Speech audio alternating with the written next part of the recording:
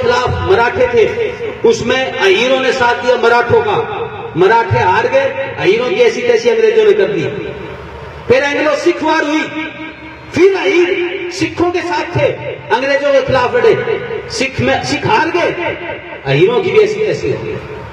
1857 की क्रांति के जननायक जन्मदाता ही अहीर थे, राव किशन सिंह नांगल पठानीवाड़ा, राव रामलाल, राव गोपाल देव, राव तुला सिंह बहादुर।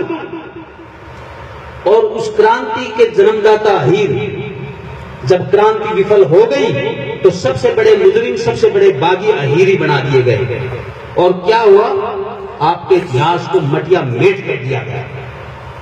बड़ी बड़ी आपने बहादुराना लड़ाई लड़ी, लेकिन इतिहास में कहीं नहीं मिलेगा। दुनिया की 8 महानतम लड़ाइयों में, मतलब जब से इतिहास कलम कागज से लिखा गया तब से आज तक जो दुनिया की 8 महानतम लड़ाइयां हैं, उसमें से एक लड़ाई आपकी रेजांगला की है। लेकिन कितने लोग उस रेजांगला की लड़ाई के बारे में जानते हैं? क्यों? जब इतिहास लिखा जाता है तो नाम अहीर नहीं, कुमाऊं पढ़ाया जाता है। 1857 की क्रांति एकमात्र ऐसा युद्ध है जिसमें दुनिया के अंदर सबसे ज्यादा पुस्तकें लिखी गई।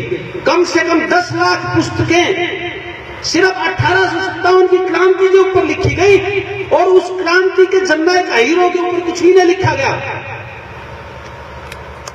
दुनिया की 8 लड़ाइयों के तो मैंने उदाहरण दिया ही, लेकिन इस देश की आजादी के बाद जो 10 लड़ाइयां लड़ी गई, उस 10 लड़ाइयों में से 4 मुख्य लड़ाइयां, बैटल ऑफ बडगाम का मोर्चा, हाजी पीर का मोर्चा, रेजांगला का मोर्चा, कारगिल में टाइगर हिल का मोर्चा, 4 लड़ाइयां आप अहीरों ने लिखी, लेकिन किताबों में कहीं कुछ है ही नहीं जिक्र। और किताबों के तो छोड़िए, आपके खुद के दिलों में भी इन युद्धों का कोई विवरण ही नहीं है, कोई जिक्र ही नहीं है। आप अपने बच्चों को ये तो बताते हो कि तू जाके ये प्लाट खरीद ले, जमीन खरीद ले, तू पंचायत का चुनाव लड़ ले, तू MP बन जा, MLA बन जा, लेकिन ये नहीं बताते तेरी नस्ल क्या है, तेरे पुरखे क्या थे। क्यों? उसमें आप स्वाभिमान जब तक जगाओगे नहीं, कौम जिंदा कैसे रहेगी भाइयों? कौम को जिंदा करना है तो स्वाभिमान को जिंदा करना पड़ेगा, और स्वाभिमान इतिहास से जिंदा होता है, शिक्षा से जिंदा होता है, जागरूकता से जिंदा होता है। सन 57 की क्रांति विफल होगी। अंग्रेजों ने क्या करा?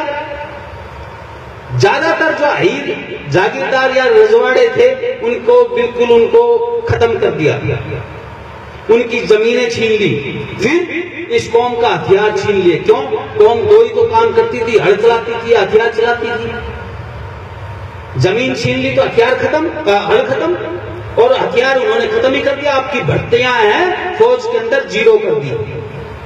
और 1857 की क्रांति के बाद में एक ऐसी फौज खड़ी करी गई जो जाति आधारित थी, क्षेत्र आधारित थी और धर्म आधारित थी।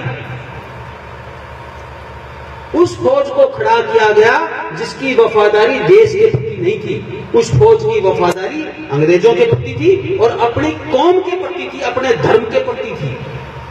और वो जो सिला चला 1857 की क्रांति के बाद में, वो आज तक इस आजाद मुल्क में अभी भी चल रहा है। और ताज्जुब की बात है, न तो इस पर कोई चर्चा होती है, न कोई बातचीत करना चाहता है। देश की सेनाओं का सुप्रीम कमांडर भारत का राष्ट्रपति होता है।